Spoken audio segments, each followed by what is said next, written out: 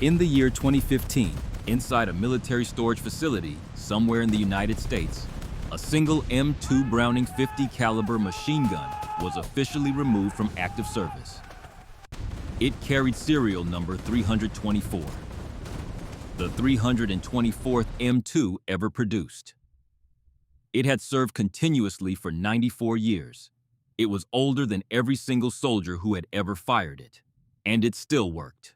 But the story of that machine gun, the story of the M2 Browning, begins in a place so far removed from triumph that no one at the time would have believed what it would become. Because in 1933, the entire United States military owned just 990 of them. No one knew what to do with the thing. It was too heavy for infantry to carry, too hot to fire for more than a few seconds before the barrel threatened to crack, too bulky for any aircraft of the period to lift off the ground. The man who designed it had died 7 years earlier without ever seeing it work the way he intended. The whole program looked like an expensive dead end with no future and no purpose beyond bolting it to a concrete pad at the edge of a coastline and hoping enemy planes flew close enough to hit. Less than 10 years later, the M2 would be manufactured on a scale that dwarfed every other heavy weapon in Allied service and find its way onto everything with wings, tracks, or wheels. The Germans would want it so badly, they would draw up plans to manufacture its ammunition from captured weapons. The Japanese would never field anything that came close, and a single bullet, one round of 50 caliber Browning machine gun ammunition would set a sniper record that stood for 35 years. Fired not from a rifle, but from the very machine gun no one had wanted. That story will come later. And perhaps the most extraordinary detail of all is this. The M2 Browning in service today is almost identical to the one drawn on paper more than 100 years ago. So what transformed an unwanted failure into the longest-serving weapon in American military history? And how did a cartridge born from the enemy's own creation become the nightmare that consumed them? To understand that, you have to go back to the war that changed everything. The First World War introduced industrialized killing on a scale the world had never imagined. Machine guns mowed down entire battalions in minutes. Artillery cratered the earth until the landscape looked like the surface of the moon. And through it all, every single machine gun on every side of the conflict fired the same caliber ammunition as the standard infantry rifle. That was sufficient for most of the targets a machine gun was expected to destroy. Soldiers, horses, wooden structures, thin walls. Then armor appeared. The Germans introduced the Junkers Jaeger ground attack aircraft in 1917, a machine built with a steel bathtub surrounding the cockpit that made it immune to rifle caliber fire. Armored vehicles and tanks rolled across the trenches with increasing frequency, shrugging off bullets that would have killed a man 10 times over. It became obvious that armored planes and armored vehicles were not temporary experiments. They were the future, and every rifle caliber machine gun in the Allied inventory was powerless against them. General John J. Pershing, commander of the American Expeditionary Forces in Europe, recognized the threat before most. Sometime around July of 1917, Pershing sent out a requirement for a new weapon. The specifications were aggressive: a caliber of at least half an inch, a muzzle velocity exceeding 2,700 feet per second. The weapon had to be capable of destroying tanks and shooting down aircraft, but also effective against anything else on the battlefield. Nothing in the American arsenal came close to meeting those numbers. It was by any reasonable measure an impossible ask. And the ask went to John Moses Browning. If you or someone in your family served alongside the M2 Browning in any of America's wars, we want to hear that story. Drop it in the comments below and tell us which conflict and where you served. Those stories matter more than you know. Now, to understand why John Browning was the man the Army turned to, you have to understand who he was by 1917. He was not a hobbyist. He was not a tinkerer who got lucky. By the time Pershing's specifications landed on his workbench, Browning had already designed nearly every automatic weapon the United States military would carry into the Second World War. The M1917 water-cooled machine gun, the Browning automatic rifle, the M1911 pistol that would serve for 75 years. He was the man the military called when they had a firepower problem no one else could solve. And this time the problem was bigger than anything he had faced before. Browning went to work alongside his collaborator Fred T. Moore. Their approach was characteristically practical. Rather than designing something entirely new from scratch, they took the M1917, a .30 caliber machine gun already proven for its reliability under the worst conditions imaginable, and they scaled the entire thing up. Larger receiver, heavier bolt, stronger recoil mechanism, everything bigger. Everything reinforced, everything designed to handle a cartridge that did not yet exist. Winchester took on the task of developing the ammunition. Their starting point was a scaled-up version of the .30-06, the standard American military cartridge, but the real breakthrough came from the enemy. American forces on the Western Front captured several German Mauser T-Gewehr, 1918 anti-tank rifles along with their ammunition. The German cartridge was a 13.2 millimeter round, and its performance numbers were remarkable.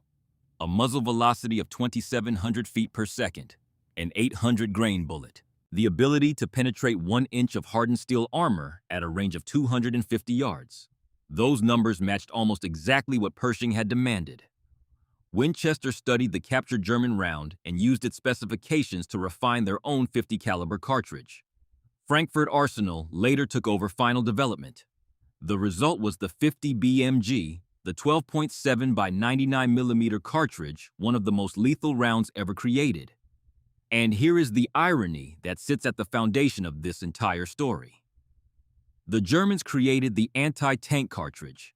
They built a single-shot bolt-action rifle for it, essentially a scaled-up Mauser infantry rifle. They understood the concept. They recognized the need, but they never managed to build a machine gun that could fire it. John Browning took their idea, improved upon it, and turned it into a weapon that would come back to devastate the very army that had inspired it. The enemy's bullet, refined and perfected by American engineering, would become the instrument of their own destruction. They just did not know it yet. The first prototype .50 caliber machine gun underwent trials on October 15, 1918, almost a full month before the armistice that ended the First World War on November 11th. The results were discouraging. Rate of fire fell below 500 rounds per minute. Muzzle velocity reached only 2,300 feet per second, well short of the 2,700 Pershing had specified. The gun was heavy, difficult to control. The recoil made accurate fire a distant ambition rather than a practical reality. And it was not powerful enough to reliably penetrate the armor it had been designed to defeat. Winchester continued refining the ammunition. They pushed the muzzle velocity up to 2,750 feet per second. The gun entered limited production as the M1921A water-cooled heavy machine gun, intended primarily for anti-aircraft defense. But the list of problems grew longer with every test. The water-cooled version weighed approximately 121 pounds when filled with water. The air-cooled variant was lighter at around 84 pounds, but the barrel overheated so quickly that it could only handle roughly 75 rounds before risking a fracture. Ammunition fed only from the left side, making it nearly impossible to mount inside the cramped turrets of early tanks and armored vehicles. With the 44-pound M3 tripod, the total ground setup weighed between 130 and 170 pounds before counting a single round of ammunition. And 50 BMG rounds are not light. Infantry could not realistically operate with this weapon. Aircraft of the period could not carry it. Early armored vehicles could not fit it. For years, the only practical application was fixed coastal anti-aircraft defense, bolted to concrete, pointed at the sky, waiting for planes that might never come. And then, on November 26, 1926, John Moses Browning collapsed and died in the workshop of Fabrique Nationale in Liège, Belgium. He was 71 years old. The .50 caliber machine gun was still an unfinished project, a weapon searching for a purpose that no one could define. The greatest firearms designer in American history would never see his final creation work the way he had envisioned it. He would never know that it would serve for over a century. He would never know that it would fly on bombers over Germany, ride on tanks across North Africa, float on warships in the Pacific, and be carried into deserts and mountains and jungles on 6 continents across 6 major wars. He would never know any of it. There is a particular kind of tragedy in creating something whose significance you never live to understand. Browning gave the United States the firepower to win the largest war in human history, the M1917 machine gun, the BAR, the M1911 pistol, and the foundation of the M2. He armed an entire nation for a conflict that had not yet begun, and he died before the first shot was fired. That is a legacy measured not in awards or recognition, but in the quiet accumulating weight of lives saved and battles won by weapons that outlived their maker by generations. But Browning had done something in his design of the M2 that perhaps even he did not fully appreciate while he was alive. He built it so that anyone could operate it. Not a specialist, not a trained marksman, not an expert in heavy weapons. Any soldier, any sailor, any person who found themselves behind it in a moment when survival demanded action could pull the trigger and the gun would do the rest. It was in a way that no one intended the most democratic weapon ever made, and that accidental democracy would matter more than anyone could foresee. Browning's death did not kill the project. Between 1927 and 1932, Dr. S.H. Green took over the research studying every flaw of the M1921 and every need of the armed services. Green solved the 2 problems that had crippled the weapon for a decade. The first was a single receiver design that could be converted into 7 different types of 50 caliber machine guns simply by swapping jackets, barrels, and components. More critically, the new receiver allowed ammunition to feed from either the right or the left side. This meant the same gun could now be mounted in any position on any platform with only minor modification. Right side of a tank turret, left side of an aircraft wing, top of a naval vessel, anywhere. The second solution addressed the overheating problem that had plagued the air-cooled barrel from the beginning. Instead of the water cooling system that was rapidly going out of fashion, Green's team developed a heavier, thicker barrel that dissipated heat far more effectively. This variant became the M2HB, heavy barrel, 84 pounds, a rate of fire between 450 and 575 rounds per minute, an effective range exceeding 2,000 yards. In 1933, Colt began manufacturing the M2. By 1937, the experimental use restriction was lifted entirely. The weapon that no one had wanted was finally ready. It just needed a war. The mechanical heart of the M2 beats on the short recoil principle. When a round fires the barrel and bolt begin locked together and travel rearward as a unit. This keeps the cartridge case fully supported while chamber pressure is still at its peak, preventing the case from rupturing during extraction. After approximately 10 millimeters of travel, the barrel stops. The bolt continues rearward on its own, pulling the spent case out and ejecting it. That rearward movement compresses the recoil spring, which then drives the bolt forward, again strips a fresh round from the disintegrating link belt chambers. It fires. The cycle repeats for as long as the trigger is held down. It is not a complicated concept. But making it work reliably at this scale with a cartridge, this powerful generating forces this extreme, was the engineering challenge that consumed Browning and his successors for nearly 2 decades. Before we follow the M2 into combat, consider the sheer energy of the cartridge it fires. The 50 BMG delivers between 10,000 and 15,000 foot-pounds of energy at the muzzle.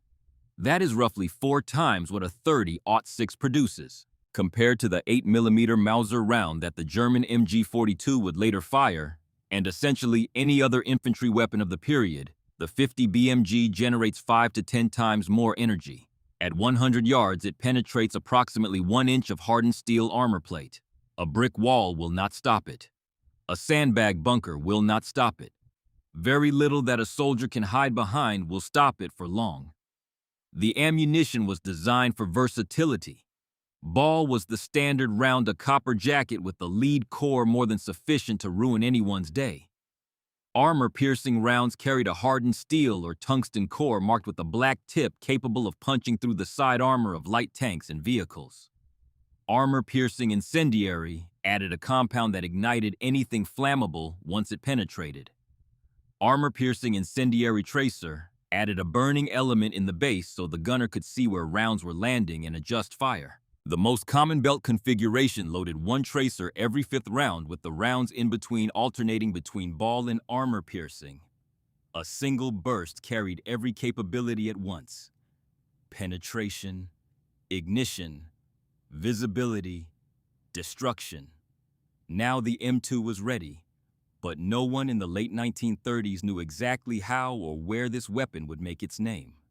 Before 1933, just 990 sat in American armories, while the .30 caliber machine gun remained the workhorse. But as Germany rearmed with armor and firepower that clearly outmatched what the Americans possessed, the need for heavy machine guns became urgent. When Germany invaded France, American Ordnance issued contracts worth over $60 million to produce the M2 across 4 variants. And then, the M2's combat debut arrived in the most unexpected way possible on a quiet Sunday morning in Hawaii, at a place the whole world would soon know by name.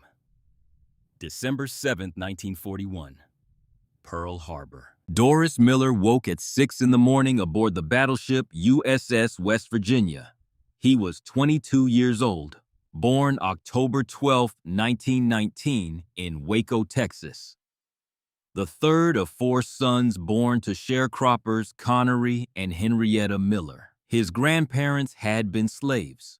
Miller stood 6 feet 3 inches tall and weighed over 200 pounds, a former high school fullback built like the farm work that had shaped his youth. He had enlisted in the United States Navy in September of 1939 to earn money for his family. In the segregated Navy of that era, African Americans were restricted to a handful of non-combat roles. Miller was a mess attendant. He cooked. He served food. He collected laundry. He was never trained on any weapon aboard the ship.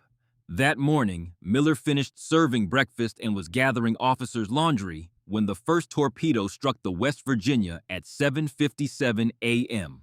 The Japanese carrier Akagi had launched the attack. In total, 7 torpedoes and 2 bombs would hit the battleship. Miller ran to his assigned battle station, the anti-aircraft battery magazine amidships, and found it destroyed by torpedo damage. He went topside. The scene on the bridge was chaos. Captain Mervyn Sharp Bennion, the ship's commanding officer, had been struck by shrapnel and was bleeding heavily. Miller, with the strength of a man who had spent his life hauling hay bales and tackling running backs, helped carry the wounded captain to a more sheltered position behind the bridge. Bennion refused to leave his post. He would bleed out and die there. He was later awarded the Medal of Honor posthumously.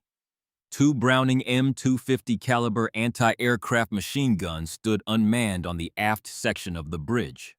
Lieutenant Frederick H. White ordered Miller to help him and Ensign Victor Delano load and operate the weapons. White and Delano showed Miller how the guns worked. Delano expected Miller to feed ammunition belts while someone else fired. But when Delano's attention was drawn away for a moment, he looked back to find Miller behind the starboard gun, firing it into the sky full of diving Japanese aircraft.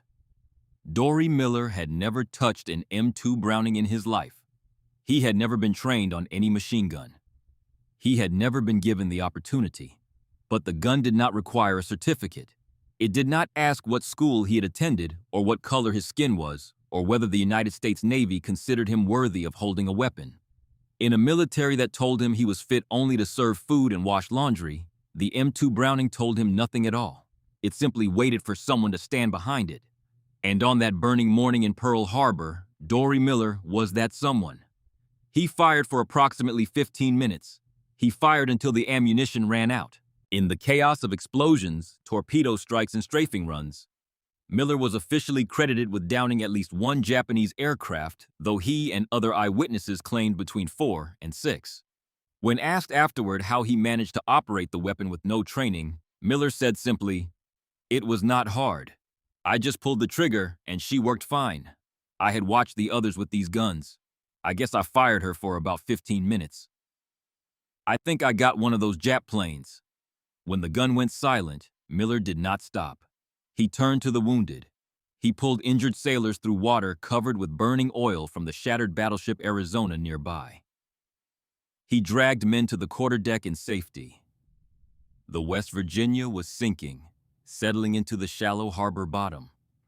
Of her 1,541 crew members, 130 were killed and 52 wounded. Dory Miller was one of the last 3 men to leave the ship. He and his surviving shipmates swam 300 to 400 yards to shore, dodging patches of flaming oil and strafing from Japanese fighters still circling overhead.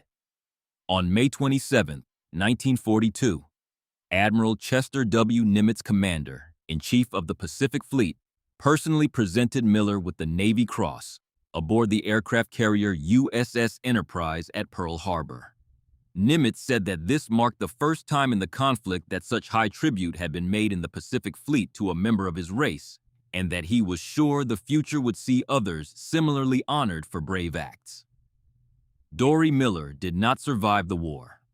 On November 24, 1943, he was aboard the escort carrier USS Liscome Bay off Butaritari Island during the Battle of Macon when a Japanese submarine torpedo struck the ship's bomb magazine. The explosion sank the Liscome Bay in 23 minutes. Of 900 crew members, only 272 survived. Miller was among the dead.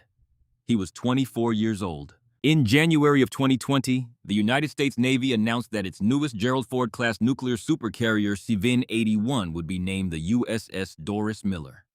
It will be the first aircraft carrier in American history named for an enlisted sailor. John Browning designed the M2 to defeat tanks and shoot down aircraft. He never imagined that his gun would give a black mess attendant with no training the chance to fight as an equal in a segregated Navy.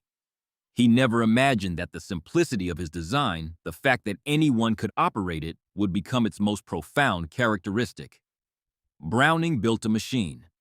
But what Miller proved at Pearl Harbor was something deeper than engineering. He proved that courage does not require permission. And the M2, with its brutal simplicity, was the instrument that made that proof possible. Pearl Harbor awakened America. And it awakened the M2 Browning.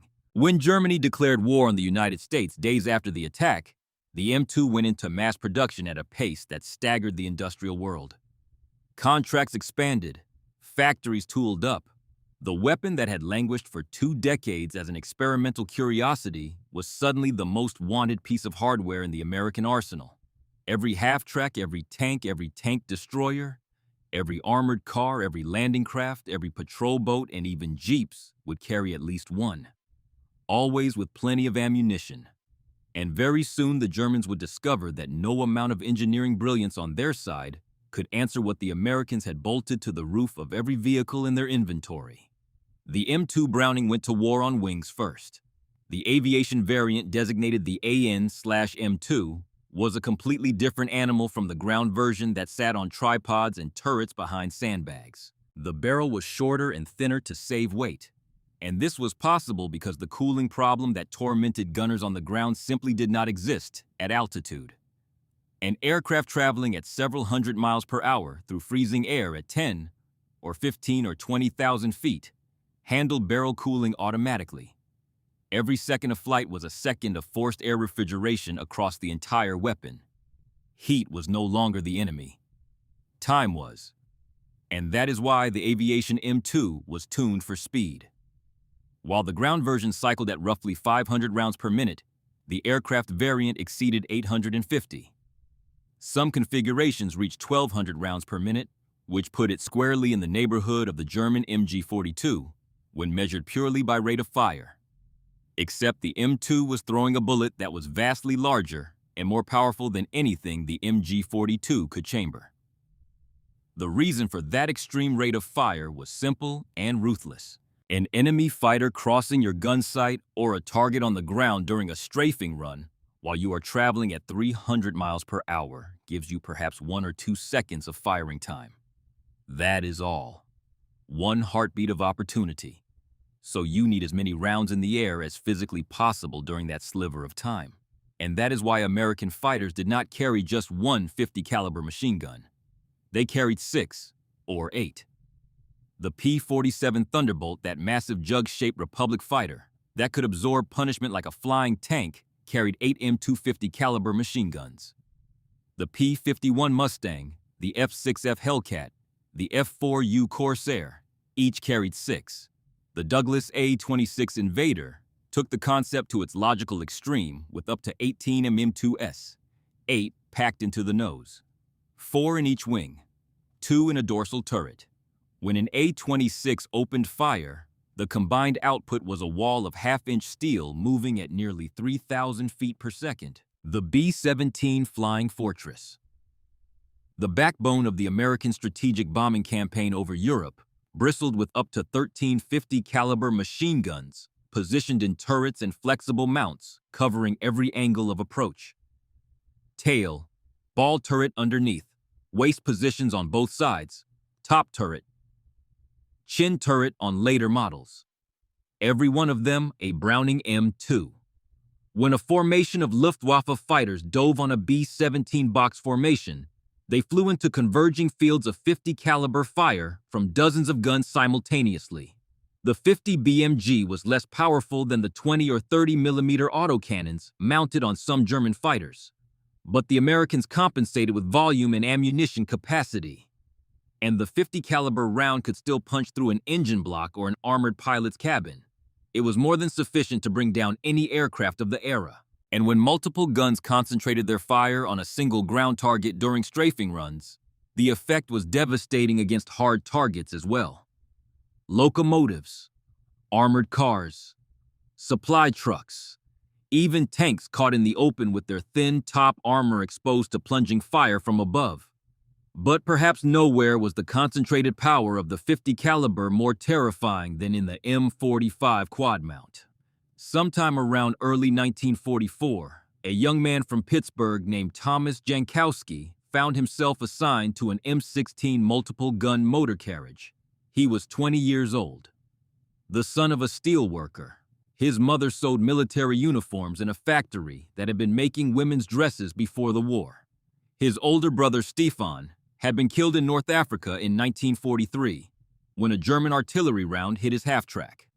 Thomas had enlisted partly out of patriotism and partly out of the kind of cold, quiet fury that settles into a 19-year-old who has just buried his brother. The M16M GMC was an M3 half-track with an M45 quad-mount turret bolted on top.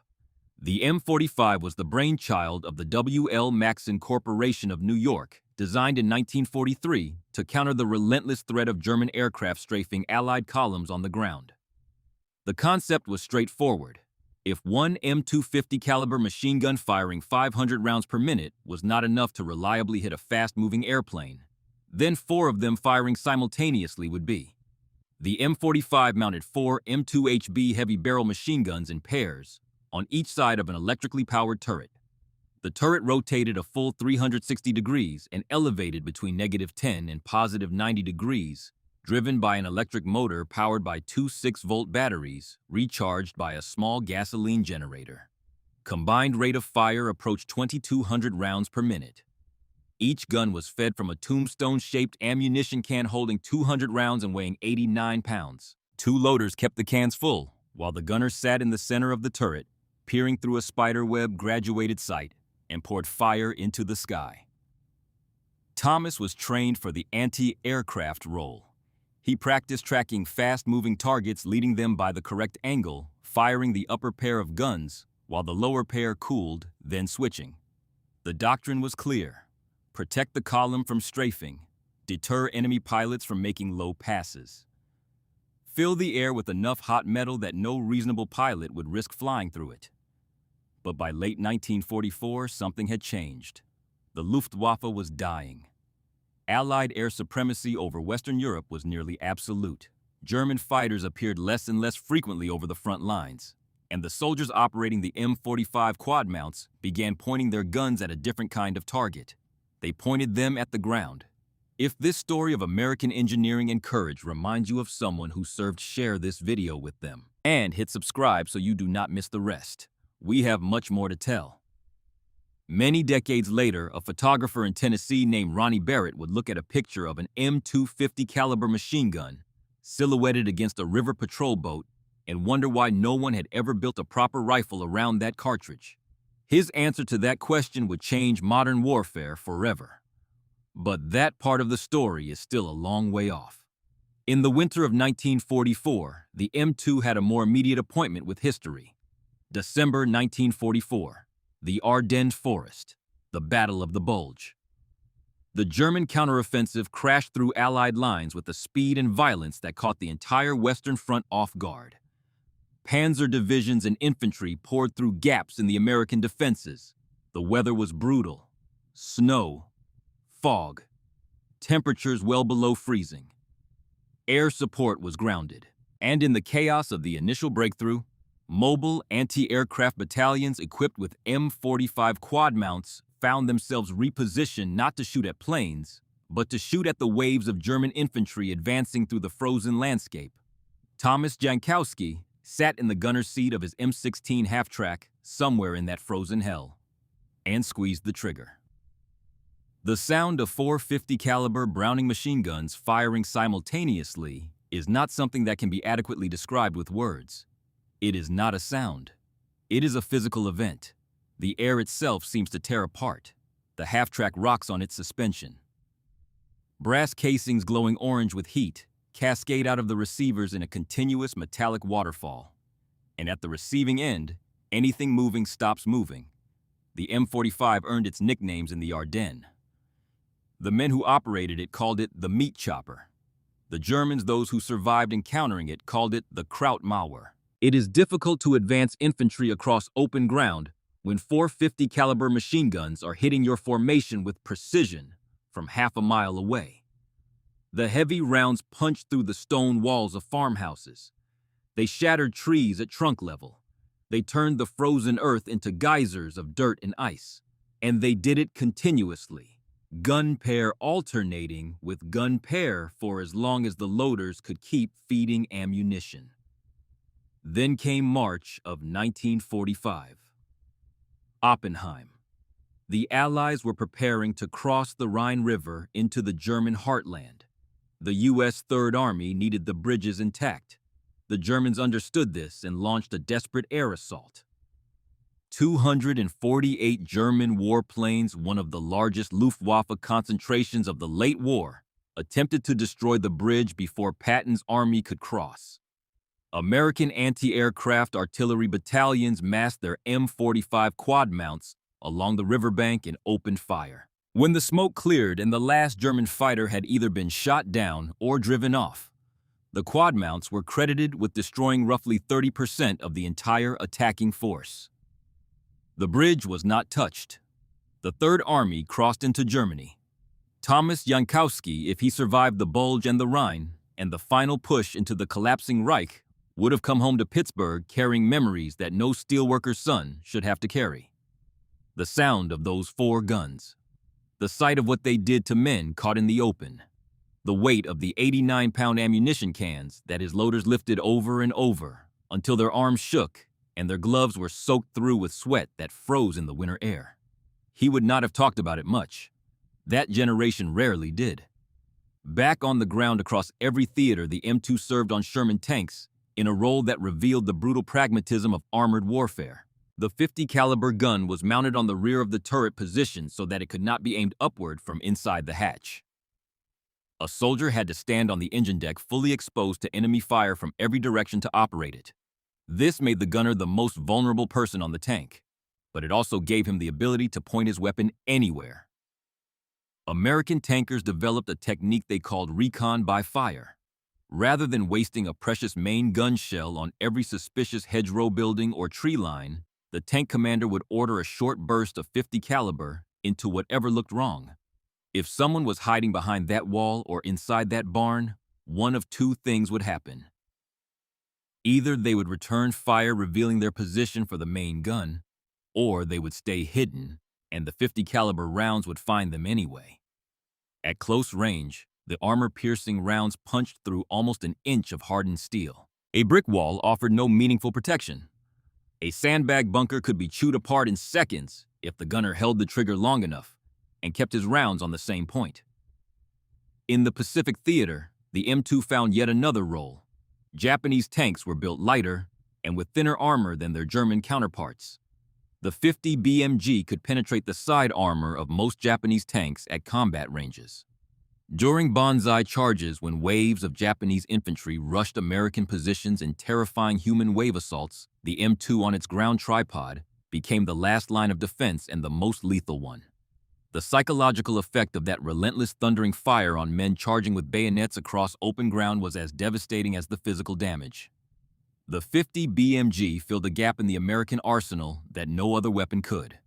It outranged every enemy machine gun. It outpowered every infantry weapon on the battlefield. It penetrated light armor that rifle-caliber rounds bounced off. And it did all of this from a platform that could be bolted onto anything served by ammunition that was available in staggering quantities, operated by any soldier who could reach the trigger.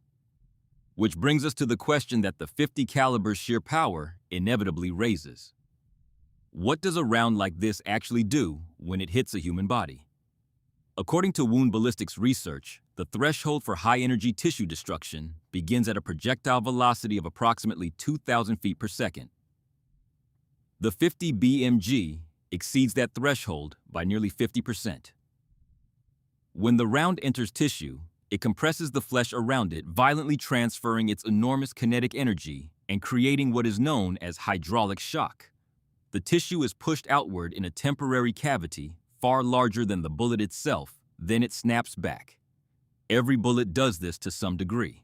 With the 50 BMG, the temporary cavity is massive, and the energy transfer is catastrophic. Soft organs in the path of the round or even near it are destroyed. And because of the shock wave that propagates through the body, organs do not need to be directly struck to suffer severe damage. In practical terms, a hit anywhere near a limb's major bones or blood vessels is not survivable without immediate surgery, and even then, the limb is almost certainly lost. A hit to the torso or the head requires no further description. This is what the Germans faced on every front where Americans fought. And the asymmetry that decided the outcome was not merely technical, it was industrial. The German military never developed a heavy machine gun for ground use. They relied on their general purpose MG-34 and MG-42 superb weapons, firing the 8mm Mauser cartridge, a round that had served since the First World War. Those machine guns, especially the MG-42, could fire faster than any Allied equivalent. Mounted on the Lafette tripod with its ingenious mechanical computer for setting range and zones of fire, they achieved precision that the Allies never matched at the infantry level. But none of that mattered beyond a certain range, because the 8mm Mauser was a rifle-caliber cartridge and the 50 BMG was something else entirely. At 2,000 yards, the 50 caliber round still carried enough energy to kill. The 8mm was a memory at that distance. The Germans knew it. They wanted the M2 for themselves. They drew up plans to use captured M2 machine guns for the protection of their U-boat pens. They developed schemes to manufacture 50 BMG ammunition to feed those captured weapons, but none of it materialized in any meaningful quantity. The nation that had created the anti-tank cartridge that inspired the 50 BMG was being consumed on every front, suffering critical shortages of raw materials, fuel, and manufacturing capacity. They could not afford another weapons program. The cartridge they had invented had been turned against them, and they could do nothing but endure it. This was not limited to the soldiers on the ground. German dive bomber and fighter pilots attacking targets in the field discovered that their missions had become far more dangerous than they had been earlier in the war. Every American vehicle had at least one M2 pointing skyward. A Stuka pilot diving on a column of Shermans in 1944 was flying into a forest of upward-pointing barrels, every one of them capable of shredding his aircraft with a single well-placed burst. By the time the last shot of the Second World War was fired in August of 1945, the M2 Browning had participated in every major engagement on every front. It had flown on every American combat aircraft type. It had ridden on every American armored vehicle. It had floated on every class of American warship.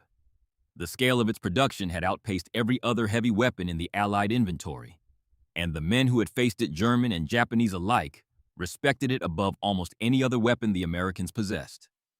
But the story of the M2 was only half told. In Korea, it would serve again in the same roles.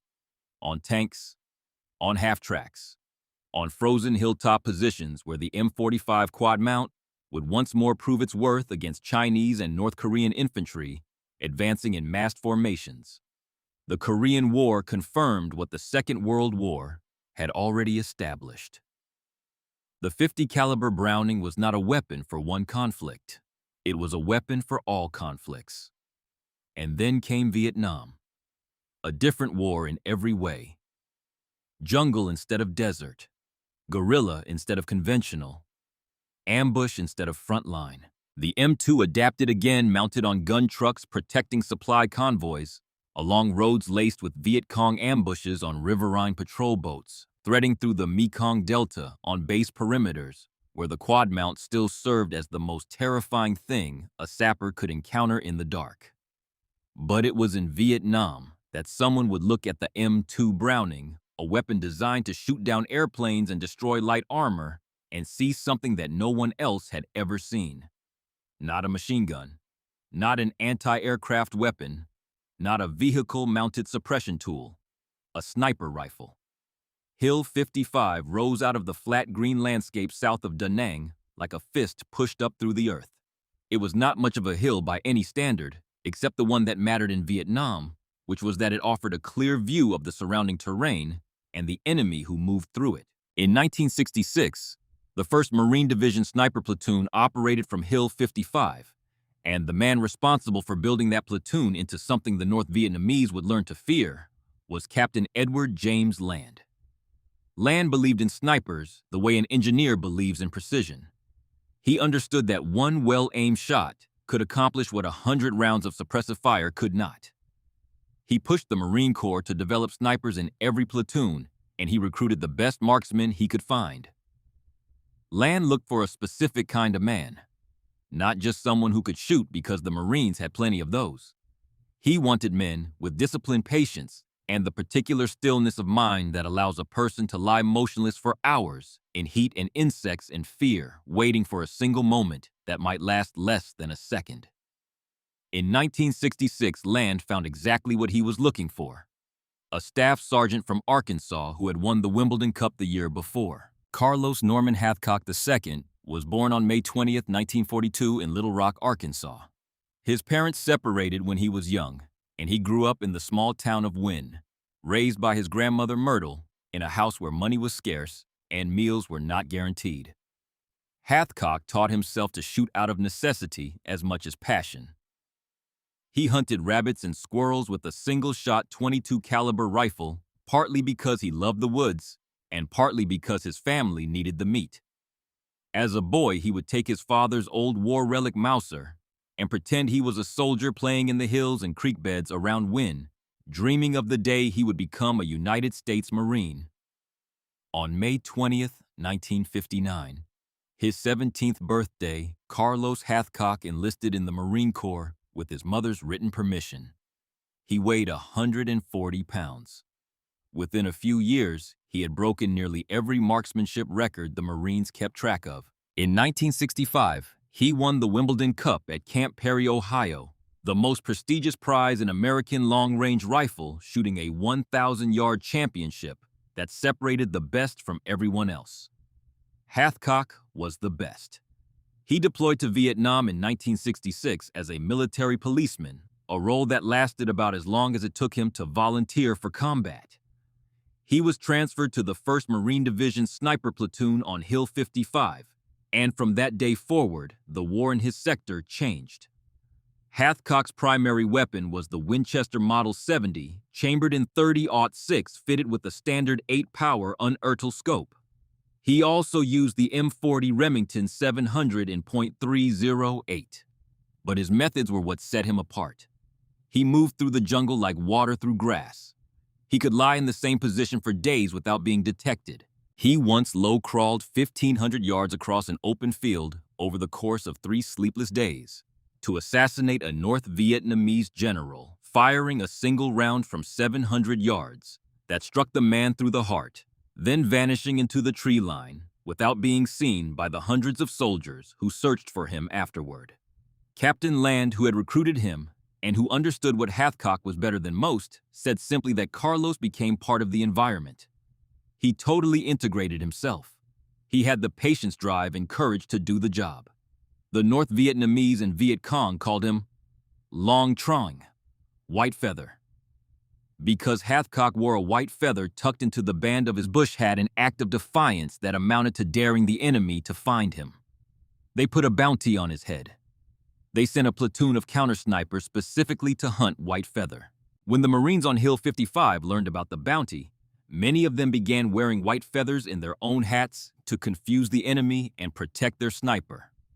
They made themselves targets so that Hathcock could continue his work.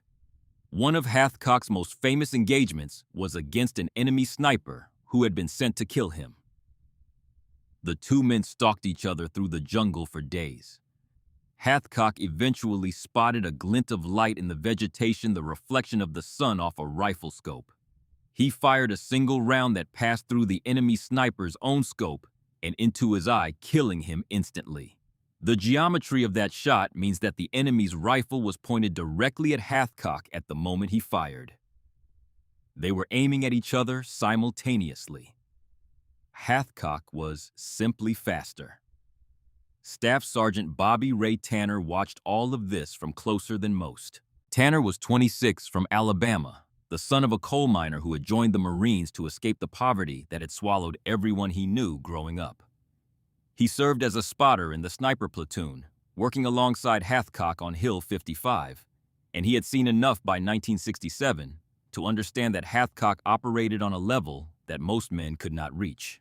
But even Tanner was skeptical when Hathcock turned his attention to the M2 Browning 50 caliber machine gun and announced that he intended to use it as a sniper weapon. The idea was not entirely without precedent. Machine guns had been used for long-range precision fire in Korea. But what Hathcock proposed was different. He wanted to mount a rifle scope on the M2 and fire it in single-shot mode at individual targets at distances that no conventional sniper rifle of the era could reach. Hathcock designed a scope mount, and the metalworkers of the Navy Seabees, the construction battalions that built everything the military needed in Vietnam, from airstrips to latrines, fabricated it from scratch. They machined a bracket that attached an 8-power Unertel scope to the top of the M2 HB receiver. The gun sat on its standard M3 tripod, stabilized with sandbags, and Hathcock zeroed it at 1,000 yards, then began working his way out. Tanner remembered the first time he watched Hathcock fire the M2 at a distant target through that jury-rigged scope. The gun weighed 84 pounds. The tripod weighed 44. The scope was designed for a weapon that weighed 10. The entire setup looked like something a madman had assembled in a fever dream. But when Hathcock squeezed the trigger in single-shot mode and the round struck exactly where he had aimed it at over 1,000 yards, Tanner stopped laughing. Hathcock made multiple kills with the scoped M2 at distances exceeding 1,000 yards. But the shot that would enter the history books came in 1967 from an elevated position on a hillside overlooking a valley. Hathcock had been observing for 3 days. He had zeroed the M2 at 1,000 yards and calculated the adjustments needed for greater distances. A Viet Cong fighter appeared in the valley below, pushing the bicycle loaded with weapons and supplies along a trail. The distance was approximately 2,500 yards, nearly 1.5 miles. Hathcock settled behind the M2, placed the crosshairs on the target, and fired. The first round struck the bicycle's front wheels, sending the fighter tumbling to the ground. Dazed but alive, the man scrambled to his feet. Instead of running, he picked up a rifle, chambered a round, and pointed it in the direction of the shot. Hathcock fired again. The second round connected.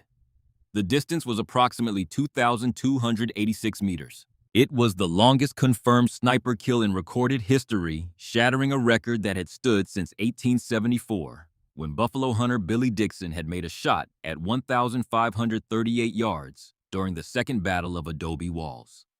And Hathcock had done it not with a precision-built sniper rifle, but with a belt-fed machine gun fitted with the scope that had been welded together by construction workers. That record would stand for 35 years. It was not broken until 2002, when Canadian sniper Aaron Perry, of Princess Patricia's Canadian Light Infantry, made a shot at 2,310 meters during Operation Anaconda in Afghanistan. Perry held the record for only a few days before his teammate, Corporal Rob Furlong, exceeded it at 2,430 meters. But both Perry and Furlong used purpose-built sniper rifles with modern optics and ballistic computers. Hathcock had used a machine gun, a borrowed scope, and the mathematical instincts of a boy who had learned to shoot by hunting squirrels in Arkansas. Carlos Hathcock recorded 93 confirmed kills in Vietnam. He estimated the true number was between 300 and 400. The confirmation process required verification by the sniper spotter and a third party who had to be an officer, and in the chaos of jungle warfare, that standard was rarely met. On September 16, 1969, the armored amphibious vehicle Hathcock was riding struck a landmine. The explosion engulfed the vehicle in flames. Despite severe burns covering much of his body, Hathcock pulled 7 fellow Marines from the wreckage before collapsing. He received the Silver Star for that action and was medically evacuated first to Tokyo and then to San Antonio for burn treatment. After Vietnam, even as his body was ravaged by the burns and a subsequent diagnosis of multiple sclerosis, Hathcock refused to disappear into retirement. He helped establish the Marine Corps Scout Sniper School at Quantico, Virginia, and helped design its curriculum. He trained snipers for the most elite units in the American military, including SEAL Team 6 and Delta Force. Everything he had learned in the jungles of Vietnam, every technique, every instinct, every lesson paid for in blood and patience, he passed on to the next generation. He ensured that the knowledge would not die with him. Staff Sergeant Tanner served 2 tours in Vietnam before returning to the States with shrapnel scars on his shoulder and a set of medals he never displayed. He became a sniper instructor at Camp Lejeune, quietly passing along the tradecraft he had absorbed from watching Hathcock work. Neither man talked much about what they had seen. That generation of warriors rarely did. Carlos Hathcock died on February 22, 1999, at the age of 56. The Marines honored him by naming a rifle variant after him, the Springfield Armory M25 White Feather. But his most lasting legacy was not a weapon or a record. It was the school at Quantico and the generations of precision marksmen who passed through it carrying skills that traced directly back to a skinny kid from Wynne, Arkansas, who had learned to shoot because his family was hungry. And the .50 caliber cartridge that Hathcock had used to make the impossible shot did not fade into history after Vietnam. In the early 1980s, a photographer named Ronnie Barrett was working in Murfreesboro, Tennessee, when he took a picture of a river patrol boat similar to the ones used in Vietnam. In the photograph, an M2 Browning .50 caliber machine gun stood silhouetted against the water, and Barrett found himself staring at it. He realized that no rifle existed for that cartridge. The .50 BMG had been fired from machine guns for over 60 years, but no one had ever built a proper shoulder-fired rifle around it. Barrett had no engineering degree, no gunsmithing training, no manufacturing experience. He sketched his design on his dining room table and machined the first prototype in a gravel-floored garage. By 1982, the Barrett M82 was a functioning weapon. By 1983, he was selling them commercially. The Swedish Army placed the first military order for 100 rifles in 1989. In 1990, the United States Marine Corps bought approximately 125 for Operation Desert Shield. The U.S. Army formally adopted it in 2003 as the M107. From a photographer's garage to the battlefields of Iraq and Afghanistan, the .50 BMG cartridge that John Browning had developed alongside Winchester more than 60 years earlier now had a second life as a precision anti-materiel round capable of reaching out past 2,000 meters with devastating accuracy. But the M2 itself carried a flaw into the 21st century that had followed it since the day Browning first assembled the prototype. And that flaw was a matter of life and death every time a gunner changed a barrel. When Browning designed the M2, the manufacturing technology of his era could not hold tolerances tight enough to precisely control 2 critical dimensions: The first was headspace, the distance between the bolt face and the base of the cartridge case when it is fully seated in the chamber. The second was timing, the exact moment the firing pin strikes the primer relative to the position of the recoiling parts in their cycle. Both had to be correct within extremely narrow margins. If the headspace was too tight, the round would not chamber or would fail to fire. If it was too loose, the cartridge case could rupture inside the chamber, while the pressure was still at its peak, sending shrapnel and superheated gas in every direction and destroying the weapon. Browning's solution was elegant for his time. He made both headspace and timing adjustable by the operator using a specialized gauge and a system of precisely counted click increments as the barrel was screwed in or out. Under controlled conditions with a trained gunner, taking his time in a maintenance bay with good lighting and no one shooting at him, the procedure worked reliably. Under fire with the barrel glowing from sustained use, incoming rounds snapping overhead, mortar fragments pinging off the vehicle hull, and a stressed 19-year-old performing the procedure in darkness, with hands that were shaking from adrenaline and fear, the situation was profoundly different. The common shortcut practiced across every theater from World War II through Iraq was to assume that the click count that had worked on the old barrel would work on the replacement and just mount it without checking. Sometimes this assumption held. Sometimes it did not. And when it did not, the result was a ruptured cartridge case, an internal explosion, and a gunner catching shrapnel from his own weapon. This was not a design flaw. It was a brilliant solution to a manufacturing limitation that existed in 1918. But it persisted for 80 years because the fundamental design of the M2 never changed. The gun was too good to replace and too proven to redesign. So generation after generation of American soldiers learned the headspace and timing procedure cursed, it took shortcuts with it, and occasionally paid the price. The problem of the exposed gunner persisted alongside it. From the Sherman tank in 1944 to the Humvee in 2004, the man behind the M2 stood up through a hatch with no armor around him, the most visible and most vulnerable person in the convoy. For decades, there was no shield, no turret, no protection of any kind. The gunner simply stood in the open and trusted that he would not be the one who got hit. Before we come to the end of this story, I have to ask, which moment has hit you the hardest so far? Miller at Pearl Harbor firing a weapon he had never touched, Hathcock's impossible shot from 1.5 miles away. Or what comes next? Tell us in the comments. And if you have not subscribed yet, now is the time. We tell stories like this every week. On April 4th, 2003, near Baghdad International Airport, Sergeant First Class Paul Ray Smith was building a holding area for enemy prisoners of war. He was 33 years old.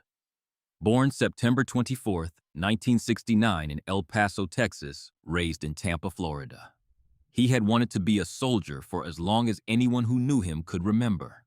He enlisted in 1989 and became a combat engineer, the kind of soldier who builds bridges so others can cross and blows doors so others can enter. He deployed to Saudi Arabia during the Gulf War, then to Bosnia, then to Kosovo. By 2003, he had served 13 years and carried the quiet authority of a man who had seen enough to know exactly what he expected from the soldiers under his command. Before deploying to Iraq, Smith wrote a letter to his parents. There are 2 ways to come home: stepping off the plane and being carried off the plane. It does not matter how I come home, because I am prepared to give all that I am to ensure that all my boys make it home. Smith was leading a 16-man detail from Bravo Company 11th Engineer Battalion 3rd Infantry Division. They were using an armored combat earth mover to knock holes in the walls of a courtyard near a watchtower, creating an improvised prisoner holding area. Specialist Marcus Reyes, 22, from El Paso, Texas, the son of a Mexican-American family that had sent men into the Army for 3 generations, was one of the 16. The work was routine. The danger was not. Guards at the compound gate spotted movement. 50 to 100 Iraqi soldiers were advancing on their position. Within seconds, the construction detail was under fire from small arms rocket-propelled grenades and 60mm mortars. The Iraqis seized the watchtower and began firing down into the courtyard. Smith's 16 men were caught in a kill zone. Smith organized a defense with the speed of a man who had spent 13 years preparing for exactly this moment. 2 platoons, 1 Bradley fighting vehicle, 3 M113 armored personnel carriers. He moved under fire, engaging the enemy with his M16 throwing hand grenades, firing an AT-4 anti-armor weapon.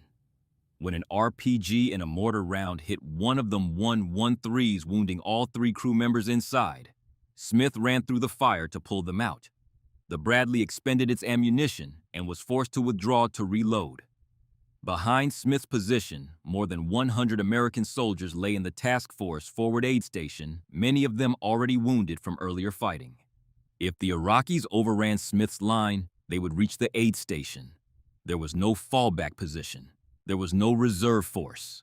There was only a damaged M113 with an M2 Browning 50 caliber machine gun mounted on its exposed turret.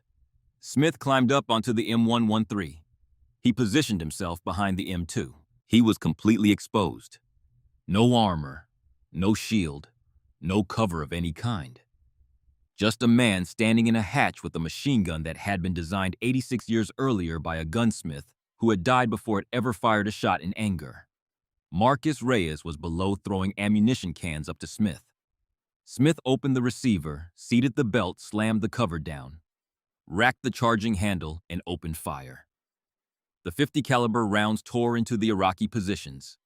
Smith traversed the gun across the courtyard, the watchtower, the gate. He fired and reloaded and fired again. Below him, his men began to retake the tower. The wounded were evacuated from the aid station. The Iraqi assault wavered. Smith felt the impacts. Shrapnel from enemy fire punched through the ceramic inserts of his body armor. He kept firing. Paul Ray Smith was not a machine gunner. He was a combat engineer, a man who built things, a man whose expertise was in construction and demolition, not in the sustained operation of crews served weapons under fire. But none of that mattered in the moment when 100 wounded Americans behind his position needed someone to climb into an open hatch and hold the line. The M2 did not ask for his military occupational specialty. It did not care that he was bleeding. It just needed someone. And Paul Ray Smith was that someone. When the firing stopped and his soldiers reached the M113, they found Smith slumped over the M2 Browning. His body armor had 13 bullet holes. He had been struck in the neck and head. He was dead. Around the courtyard, between 20 and 50 Iraqi soldiers lay killed. Every wounded American in the aid station behind his position had been evacuated safely. Every one of his boys had made it. 5 days later, Baghdad fell. On April 4th, 2005, exactly 2 years after his death, President George W. Bush presented the Medal of Honor to Smith's 11-year-old son, David, at a White House ceremony. The boy let go of his mother's hand and stood tall as the president placed the wood-framed plaque holding the nation's highest award for valor into his small hands. It was the first Medal of Honor awarded during the Iraq War. Smith's widow, Birgit, a German woman he had met while stationed in Bamberg, later sponsored the commissioning of the USS Freedom. Their wedding rings and St. Christopher medal were embedded in the ship's mast. Smith had been cremated, and his ashes were scattered in the Gulf of Mexico, where he loved to fish. 86 years separated Dory Miller from Paul Ray Smith, a mess attendant on a sinking battleship and a combat engineer in a dusty courtyard outside Baghdad. One was a black man in a segregated Navy who had never been allowed to touch a weapon. The other was a career soldier who had spent 13 years training for a moment he knew might come. Both climbed behind the same gun. Both fired until they could not fire anymore. One survived to receive his medal from an admiral. The other was found draped over the receiver with 13 holes in his armor. The weapon was the same in both cases. The truth it proved was the same. Some tools outlast their makers because they are built well. The M2 outlasted its maker because it was built for a purpose so fundamental that no amount of time could make it obsolete. The purpose of standing between the people behind you and the people trying to kill them, and doing it without asking who you are or whether you were trained for this. In 2010, the M2A1 finally arrived and solved the headspace and timing problem that had plagued the weapon for 80 years. Headspace and timing are now factory set permanently into each barrel. To change a barrel, the gunner simply retracts the charging handle, slightly rotates the barrel using its carrying handle, and slides it out. The new barrel goes in, locks into a J slot, and the weapon is ready to fire. No gauge, no click counting, no prayers in the dark. 80 years of accumulated risk eliminated in a single engineering revision. The problem of the exposed gunner was addressed by the Common Remotely Operated Weapon Station, known as CROWS. The operator now sits inside the vehicle controlling the M2 with a joystick and a video screen that feeds from day and night cameras, a laser rangefinder, and computerized fire control. No one has to stand in a hatch anymore. Other than those two changes, the M2 Browning is still the same weapon. Approximately 100 countries still use it. Nothing on the horizon suggests that will change in the foreseeable future. In 2015, the M2 Browning carrying serial number 324 was officially retired from active duty after 94 years of continuous service. It was older than every soldier who ever fired it. It had served through more wars than any living person could remember. And when they pulled it from the inventory, it still functioned exactly as designed. Go back to July of 1917. Picture John Moses Browning, 61 years old, standing in his workshop reading the specifications that General Pershing's office had sent him. A caliber of at least half an inch. A muzzle velocity of at least 2,700 feet per second. Capable of defeating armored aircraft and tanks. Effective against all other battlefield targets. An impossible ask from a desperate war. Browning never knew that the weapon he began designing that summer would give a black mess attendant the chance to fight as an equal at Pearl Harbor in a Navy that considered him unfit for combat. He never knew that a 20-year-old steelworker's son from Pittsburgh would fire 4 of his guns simultaneously into German infantry at the Battle of the Bulge. He never knew that a hungry boy from Arkansas would strap a rifle scope onto his machine gun and make the longest sniper kill in history. He never knew that a photographer with no engineering training would build a sniper rifle in a garage, inspired by the cartridge he had perfected. He never knew that a combat engineer would climb onto a burning armored vehicle at Baghdad Airport and fire his gun until he died, saving more than 100 American lives. He never knew that serial number 324 would serve for 94 years and retire at an age older than most of the wars it had fought in. He never knew any of it. He died in 1926 with the weapon still broken, still unwanted, still searching for a purpose. And yet everything he built into that design, the reliability, the power, the simplicity, the democracy of a weapon that any person could operate regardless of their training or background or the color of their skin, all of it was already there, waiting. For Miller, for Hathcock, for Smith, for the millions of copies that would roll off assembly lines and go to war on 6 continents across the better part of a century. More than 100 years after John Browning put pencil to paper, the M2 is still firing in more than 100 countries, in nearly the same configuration, and nothing suggests it will stop. If that does not tell you everything you need to know about it, I do not know what does.